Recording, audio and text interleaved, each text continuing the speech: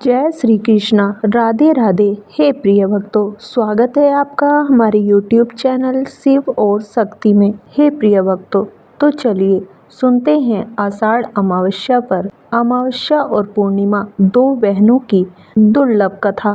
एक राज्य में एक राजा और एक रानी रहते थे, जिनकी 4 संतानें थीं, 2 लड़के और 2 लड़की। एक लड़की का नाम पूर्णिमा तथा दूसरी लड़की का नाम अमावस्या था। पूर्णिमा घर के कामों में निपुण थी और घर का पूरा काम करती थी और भगवान की पूजा अर्चना भी किया करती थी। इसके अतिरिक्त वह गौ माता की सेवा भी किया करती थी। और उसकी दूसरी बहन अमावस्या ना ही घर का कोई काम करती थी, ना ही भगवान की पूजा अर्चना करती थी और ना ही गौ माता की सेवा करती थी। पूर्णिमा सर्वगुण संपन्न थी, फिर भी राजा और रानी अपने दोनों बेटों तथा पुत्री अमावस्या को ही प्यार किया करते थे और वह पूर्णिमा से प्यार नहीं करते थे, उसके साथ भेदभाव करते थे। राजा के चारों पुत्र और पुत्री धीरे धीरे बड़े हो रहे थे। जब वे बड़े हो गए, राजा ने अपने दोनों पुत्रों का विवाह योग्य कन्याओं के साथ करा दिया। इसके बाद रानी ने राजा से कहा कि अब दोनों पुत्री विवाह के योग्य हो गई हैं और इन दोनों का विवाह भी करा दो। लेकिन पुत्री अमावस्या का विवाह किसी बड़े खानदान में कराना और पूर्णिमा का विवाह किसी गरीब परिवार में कराना, क्योंकि पूर्णिमा को केवल भगवान की पूजा पाठ करना ही पसंद है और गाय की सेवा करना पसंद है। अब रानी ने राजा को दोनों पुत्रियों का रिश्ता तय करने के लिए भेज दिया। राजा ने अपने पड़ोसी राज्य में जाकर वहां के राजा के पुत्र से अमावस्या का रिश्ता तय कर दिया और वहीं पास के गांव में जाकर एक गरीब परिवार के लड़के से पुत्री पूर्णिमा का रिश्ता भी तय कर दिया। यह सारी बात जानकर राजा ने अपनी रानी से बताया तो रानी यह सोचने लगी कि अब देखते हैं कि भगवान इसकी मदद कैसे करते हैं। यह बहुत ही पूजा पाठ करती है और भगवान में मग्न रहती है। पूर्णिमा का भाई और उसकी भाभी पूर्णिमा से बहुत प्यार करते हैं, क्योंकि पूर्णिमा उनके घर के कामों में उनका साथ देती है और कामों में उनका हाथ बटाती है। और यहीं उनकी दूसरी बहन अमावस्या उन पर अपना रोब जमाती है और घर का कोई कार्य नहीं करती। कुछ समय बीत जाने के बाद दोनों पुत्रियों का विवाह हो जाता है। राजा और रानी विवाह के बाद अपनी दोनों पुत्रियों को विदाई देते हैं। विदाई देते समय राजा और रानी पुत्री अमावस्या को बहुत सारा धन और दौलत देकर विदा करते हैं और पूर्णिमा को कुछ भी नहीं देते, खाली हाथ अपने घर से विदा करते हैं। इसके बाद दोनों बहनें अपने अपने ससुराल को चली जाती हैं। कुछ दिन बीत जाते हैं और एक दिन अमावस्या अपने घर पर शिव जी की कथा रखती है, जिसमें वह सभी गांव वालों को निमंत्रण देती है और अपनी बहन पूर्णिमा को नहीं बुलाती। जब गांव की सभी औरतें अमावस्या के यहाँ जाती हैं तो यह सब दृश्य पूर्णिमा अपने घर के दरवाजे के बाहर बैठकर देख रही होती है। तब वहाँ से गुजर रही औरतें पूर्णिमा से कहती हैं कि तुम्हारी बहन के यहाँ शिव जी की कथा रखी है, क्या तुम नहीं चलोगी? पूर्णिमा ने कहा, मुझे निमंत्रण नहीं आया है, मैं नहीं जा सकती। सभी गांव की औरतों ने पूर्णिमा से कहा, बुलाया नहीं तो क्या हुआ, भगवान शिव की कथा है, तुम हमारे साथ चलो। गांव की सभी औरतों की बात मानकर पूर्णिमा भी उनके साथ भगवान शिव की कथा में अमावस्या के घर चली जाती है। जब अमावस्या की नज़र पूर्णिमा पर पड़ती है तो वह कहती है कि तुम यहाँ कैसे चली आई? मैंने तो तुम्हें बुलाया नहीं था। खैर कोई बात नहीं, अब तुम आ ही गई हो तो चुपचाप बैठी रहना। और यह कहते हुए अमावस्या ने पूर्णिमा की गरीबी का भी मजाक उड़ाया। पूर्णिमा की आंखों से आंसू आ गए और रोते रोते मन ही मन में पूर्णिमा भगवान शिव से विनती करती है, हे भगवान, क्या पूजा पाठ करना गलत है? गौ माता की सेवा करना गलत है? आखिर मेरी गलती क्या है? आप मुझ पर अपनी कृपा दृष्टि कब बनाएंगे? पूर्णिमा बार बार भगवान शिव से यही कहती रही। इतने में शिव कथा पूरी हो जाती है और अमावस्या भगवान का प्रसाद बांटने लगती है। वह सभी लोगों को प्रसाद देती है, लेकिन पूर्णिमा को वह प्रसाद नहीं देती। पूर्णिमा बिना प्रसाद के ही अपने घर लौट जाती है। रास्ते में वह यह सोचते हुए चलती है कि यदि बच्चे उससे कथा का प्रसाद मांगेंगे तो वह उन्हें क्या जवाब देगी। उसने सोचा था कि वह अपने मायके अपने भाई और भाभी के यहाँ जाएगी और वहाँ से जाते हुए बच्चों के लिए कुछ लेकर जाएगी। ऐसा सोचते हुए वह अपने घर वापस लौट आई। घर वापस लौटकर आने के बाद वह अपने पति और बच्चों से कहती है कि वह अपने मायके जा रही है। पति ने कहा ठीक है, और कुछ समय के बाद पूर्णिमा अपने मायके के लिए रवाना हो गई। चलते चलते रास्ते में एक चबूतरा आया जिस पर तुलसी का पौधा लगा था। उस चबूतरे पर एक बूढ़ी अम्मा बैठी हुई थी। वह कोई और नहीं, साक्षात तुलसी माँ थी। उस बूढ़ी माता ने पूर्णिमा से कहा, बिटिया तुम कौन हो और कहाँ जा रही हो।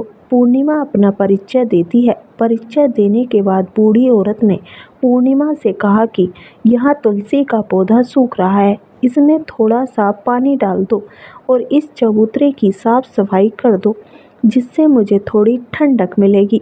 पूर्णिमा ने कहा कि ठीक है माँ, मैं तुलसी में पानी डाल देती हूँ और यहाँ की साफ सफाई भी कर देती हूँ। पूर्णिमा ने साफ सफाई करने के बाद बूढ़ी अम्मा को भी नहला दिया और बूढ़ी अम्मा की भी सेवा की, उनके पैर दबाए और बूढ़ी अम्मा से कहा कि माँ जी और बताइए मैं आपकी क्या सेवा करूँ, और कोई काम है तो बता दीजिए, मैं कर दूंगी। बूढ़ी अम्मा ने कहा कुछ नहीं, अब तुम जाओ और वापस आते समय मुझसे मिलते हुए जाना। पूर्णिमा ने बूढ़ी अम्मा से कहा ठीक है अम्मा जी, मैं जाती हूँ, वापस आते वक्त आपसे मिलते हुए जाऊंगी। कुछ समय आगे चलने के बाद एक शिव मंदिर आता है। वहाँ पर उसे एक बूढ़े बाबा मिले जो मंदिर के बाहर बैठे हुए थे। वह कोई और नहीं, साक्षात भोलेनाथ थे। उन्होंने पूर्णिमा से कहा कि कहाँ जा रही हो बेटी, तुम कौन हो। तब पूर्णिमा ने अपना परिचय दिया। फिर उस बूढ़े बाबा ने पूर्णिमा से कहा इस चबूतरे की और इस मंदिर की सफाई कर दो। तब पूर्णिमा ने मंदिर की और चबूतरे की साफ सफाई कर दी और वहाँ पर पूजा पाठ अर्चना भी की। और साफ सफाई पूजा अर्चना करने के बाद उन्होंने बूढ़े बाबा को भी नहला दिया और उनसे कहा कि बाबा और कोई काम हो तो बताइए। तब बूढ़े बाबा ने कहा नहीं बेटी, अब तुम जाओ और वापस आते वक्त मुझसे मिलते हुए जाना। पूर्णिमा ने कहा ठीक है बाबा, मैं जाती हूँ, वापस आते हुए आपसे मिलती हूँ। आगे चलते चलते कुछ दूर चलने के बाद पूर्णिमा को एक काली जी का मंदिर दिखा। वहाँ भी एक बूढ़ी अम्मा चबूतरे पर बैठी हुई थी। उस बूढ़ी औरत ने भी पूर्णिमा से कहा कि बेटी तुम कौन हो, कहाँ जा रही हो। तब पूर्णिमा ने उस बूढ़ी औरत को भी अपना परिचय दिया। बूढ़ी औरत ने पूर्णिमा से कहा कि यहाँ पर सभी पूजा पाठ करने के लिए आते हैं, लेकिन मंदिर की साफ सफाई करने के लिए कोई नहीं आता, इसलिए तुम मंदिर की और चबूतरे की साफ सफाई कर दो। पूर्णिमा ने कहा ठीक है माता जी, और पूर्णिमा मंदिर की और चबूतरे की साफ सफाई कर देती है और पूजा पाठ भी करती है और माता जी का श्रृंगार कर देती है और उस बूढ़ी अम्मा को भी नहला देती है और बूढ़ी अम्मा के पैर दबाती है और कहती है कि सभी काम हो गया है माँ जी, और कोई काम हो तो बताइएगा। बूढ़ी अम्मा कहती है कि नहीं बेटी, अब तुम जाओ, लेकिन वापस आते वक्त मुझसे मिलते हुए जाना। पूर्णिमा कहती है ठीक है, और वह आगे चली जाती है। आगे चलते चलते एक नदी आती है। वहाँ पर भी एक बूढ़ी अम्मा बैठी रहती है और वह कहती है कि बेटी तुम कौन हो और कहाँ से आई हो। भी पूर्णिमा अपना परिचय देती है। बूढ़ी औरत पूर्णिमा से कहती है कि नदी पर स्नान करने तो यहाँ पर सब आते हैं, लेकिन यहाँ की साफ सफाई कोई नहीं करता, इसलिए तुम इस किनारे पर साफ सफाई कर दो। पूर्णिमा कहती है ठीक है माँ जी, और वहाँ की साफ सफाई कर देती है और उस बूढ़ी अम्मा के पैर दबाती है और कहती है माँ जी और कोई काम हो तो बताइए। बूढ़ी औरत कहती है कि कुछ नहीं बेटी, तुम जाओ, लेकिन वापस आते वक्त मुझसे मिलते हुए जाना। और वह नाव में बैठकर नदी के दूसरे किनारे पहुंच जाती है और वहां अपने मायके के घर पहुंच जाती है। वहां पर पूर्णिमा के भाई और भाभी उसे देखकर बहुत खुश हो जाते हैं और वे पूर्णिमा की बहुत खातिरदारी करते हैं और उससे बहुत सारी बातें करते हैं और कहते हैं कि बच्चों को भी साथ में लेकर आती तो। अब कुछ समय के बाद पूर्णिमा ने वापस अपने ससुराल जाने को कहा तो उसकी भाभी ने उसके लिए एक साड़ी दी और थैलों में बच्चों के लिए कपड़े और खाने पीने की कुछ चीज़ें रख दी और कहा कि तुम बहुत दिनों के बाद आती हो। और पूर्णिमा की भाभी ने यह थैला पूर्णिमा के हाथ में दे दिया और कहा कि जाओ और जल्दी वापस आना। इसके बाद पूर्णिमा वहाँ से अपने ससुराल के लिए रवाना हो गई और उसी नदी के किनारे पहुंची और नाव में बैठकर दूसरे किनारे पर उतर गई। वहां पर उतरने के बाद उसे वही बूढ़ी अम्मा मिली जो साक्षात गंगा मैया थी। उस बूढ़ी अम्मा ने पूर्णिमा को एक थैला दिया और कहा, इसे तुम अपने घर जाकर ही खोलना। अब पूर्णिमा के पास बहुत से थैले हो गए थे। उन्हें लेकर पूर्णिमा वहां से रवाना हुई। आगे कुछ दूर चलने पर काली माँ का मंदिर आया। वहाँ पर काली माँ बूढ़ी माँ के रूप में विराजमान थी। उन्होंने कहा, माँ आ गई बेटी। पूर्णिमा ने कहा, हाँ माँ जी, मैं आ गई। तो काली माँ ने उसे एक थैला दिया और कहा, तुम यह थैला अपने घर जाकर खोलना। अब पूर्णिमा के पास 3 थैले हो गए थे। तीनों थैले लेकर पूर्णिमा आगे बढ़ी। कुछ दूर जाने पर शिव जी का मंदिर आया जहाँ बूढ़े बाबा ने के रूप में शिव जी स्वयं विराजमान थे। बूढ़े बाबा ने कहा, पूर्णिमा तुम वापस आ गई। पूर्णिमा ने कहा, हाँ बाबा, मैं वापस आ गई। बूढ़े बाबा ने भी पूर्णिमा को एक थैला और दिया और कहा, यह थैला तुम घर जाकर ही खोलना। पूर्णिमा ने कहा, ठीक है बाबा। अब पूर्णिमा के पास 4 थैले हो गए थे। अब पूर्णिमा 4 थैले कैसे ले जाती? उसने एक पुरानी साड़ी निकाली और उन सभी थैलों का एक गट्ठा बना लिया और सिर पर रखकर वहां से रवाना हो गई। कुछ दूर जाने के बाद उसे तुलसी माँ बूढ़ी औरत के रूप में मिली और कहने लगी, पूर्णिमा तुम आ गई। पूर्णिमा ने कहा, हाँ माँ जी, मैं आ गई। वह बूढ़ी औरत भी उसे एक थैला देती है और कहती है, यह थैला तू अपने घर जाकर ही खोलना। पूर्णिमा कहती है, ठीक है माँ जी। अब पूर्णिमा के पास 5 थैले हो गए थे। पूर्णिमा वहाँ से रवाना हुई और वापस अपने घर पहुँच गई। पूर्णिमा ने बच्चे को नीचे रखा और सबसे पहले अपने मायके का थैला खोलकर देखने लगी। उसमें बच्चों के लिए अच्छे अच्छे कपड़े, खाने पीने की चीज़ें और कुछ गहने भी थे। पूर्णिमा ने कपड़े अपने बच्चों को दे दिए और खाने पीने की चीज़ें भी दे दी। बच्चे यह सब पाकर बहुत खुश थे। अब पूर्णिमा ने दूसरा थैला खोला जो उसे गंगा मैया ने दिया था। उसमें ढेर सारे हीरे जवाहरात, सोना चांदी आदि थे। इसके बाद पूर्णिमा ने तीसरा थैला खोला जो उसे काली माँ ने दिया था। उसमें बहुत सारा सोना और श्रृंगार का सामान भरा हुआ था।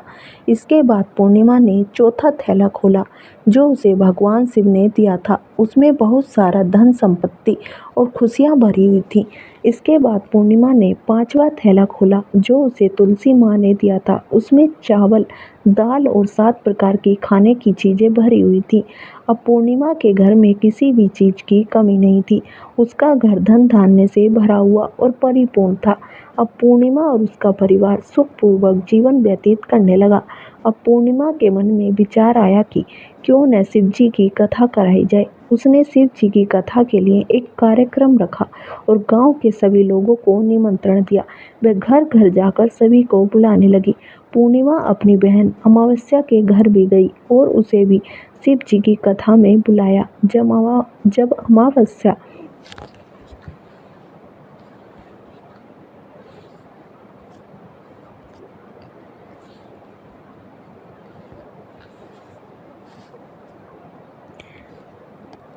अमावस्या पूर्णिमा के घर शिव जी की कथा में आई तो उसने देखा कि पूर्णिमा के घर में किसी भी चीज़ की कोई कमी नहीं है। इतना सारा धन दौलत देखकर अमावस्या आश्चर्यचकित हो गई। उसने पूर्णिमा से कहा, तुम्हारे घर में इतनी धन दौलत कहाँ से आई? पूर्णिमा ने कहा, देख बहन, तुमने शिव जी की कथा में मुझे नहीं बुलाया था, फिर भी मैं चली आई और तुमने मुझे प्रसाद तक नहीं दिया। मेरी गरीबी का मजाक भी उड़ाया। उसके बाद मैं अपने घर आ गई और सोच रही थी कि अपने मायके जाऊंगी। फिर मैं वहाँ चली गई और जो कुछ घटनाएं वहाँ घटी वह सब मैं तुम्हें बताती हूँ। तो अमावस्या कहती है, तुम भी मुझे प्रसाद मत दो और मुझे डांट लो। लेकिन पूर्णिमा ने कहा, यह तो भगवान का प्रसाद है मैं तो सबको दूंगी और तुझे भी दूंगी। फिर भी अमावस्या ने प्रसाद नहीं लिया और वह सीधे अपने घर चली गई। घर जाकर वह अपने बच्चों से कहकर मायके जाने के लिए तैयार हो गई और मायके के लिए निकल पड़ी। उसे भी रास्ते में चलते हुए तुलसी माँ मिली, जो चबूतरे पर बूढ़ी माँ के रूप में बैठी थी। बूढ़ी माँ ने अमावस्या से कहा, बेटी कौन हो तुम और कहाँ जा रही हो? अमावस्या ने अपना परिचय दिया। बूढ़ी माँ ने कहा, बेटी यह तुलसी का पौधा सूख रहा है, इसमें थोड़ा सा पानी डाल दो और इस चबूतरे की सफाई कर दो। इस पर अमावस्या ने कहा, बुढ़िया तुझे दिखाई नहीं दे रहा कि मैंने इतनी महंगी साड़ी पहन रखी है, यह गंदी हो जाएगी। ऐसा कहकर वह वहाँ से आगे चली गई। आगे जाने पर उसे भगवान शिव मिले, जिन्हें भी उसने ऐसा ही कहा। फिर आगे काली माँ मिली, उनसे भी उसने वही बातें कहीं। इसके बाद गंगा माँ मिली, उन्हें भी वह ठुकराकर आगे बढ़ गई। जब अमावस्या नाव में बैठने लगी तो उसमें फूलों की जगह कांटे भरे थे, जो उसके पैरों में चुभ रहे थे। किनारे पर उतरकर वह अपने मायके पहुंची। वहां उसे उसकी भाभियों और भाइयों ने देखा और मन ही मन कहने लगे, काम की न काज की, 2.5 मन अनाज की। अब आ ही गई हो तो ठीक है। पूर्णिमा तो हमारे कामों में हाथ बटाती थी, यह कोई काम करेगी तो नहीं। उन्होंने खाना बनाया, खाया और सो गए। अमावस्या जब सुबह उठी और अपनी भाभियों से कहा, मैं अपने ससुराल जा रही हूँ। उन्होंने कहा, ठीक है जाओ।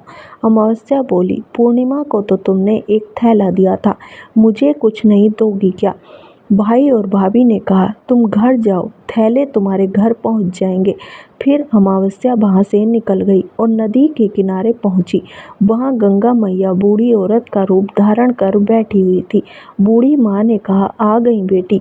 तो अमावस्या ने कहा, हाँ मैं आ गई। तुमने पूर्णिमा को एक थैला दिया था, मुझे नहीं दोगी क्या? बूढ़ी अम्मा ने कहा, तुम घर जाओ, थैले तुम्हारे घर पहुंच जाएंगे।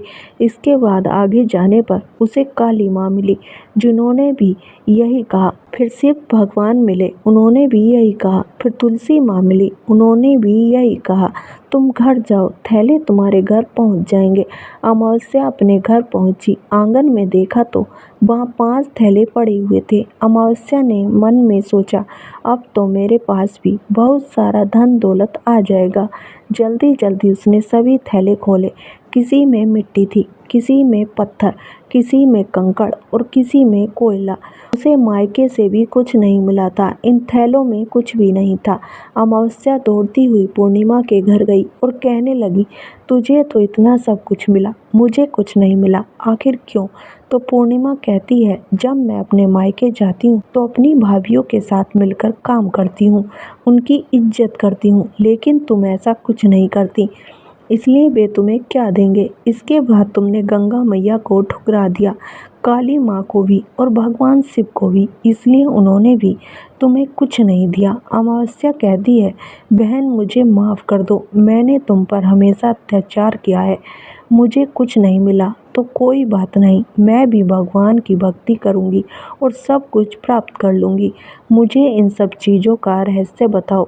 तो पूर्णिमा ने कहा, तुम 3 सूत्र का ज्ञान लो और उसकी कथा करना। पहले सूत्र में दया मांगना, दूसरे में कथा मांगना और तीसरे सूत्र में 108 बार ओम नमः शिवाय का जाप करना। भगवान ने ये सूत्र दिए हैं, इन्हें अपने हृदय में बसा लेना। मैंने भी इन्हें अपनाया और सच्चे मन से भगवान की भक्ति की, तभी भगवान ने मुझे यह सब कुछ दिया। तुम्हारे पास जो कुछ भी था वह सब खत्म हो गया। इसके बाद अमावस्या अपने घर गई, भगवान की पूजा पाठ करने लगी, भगवान शिव से माफ़ी मांगी, गौ माता की सेवा की और दूसरों की मदद करने लगी। जय श्री कृष्ण। प्रेम से बोलिए, जय श्री हरि विष्णु। हे प्रिय भक्तों, तो कैसी लगी आपको यह कहानी? अगर वीडियो पसंद आई हो तो वीडियो को लाइक करें, चैनल को सब्सक्राइब करें और कमेंट बॉक्स में जय श्री कृष्ण लिखना न भूलें। धन्यवाद।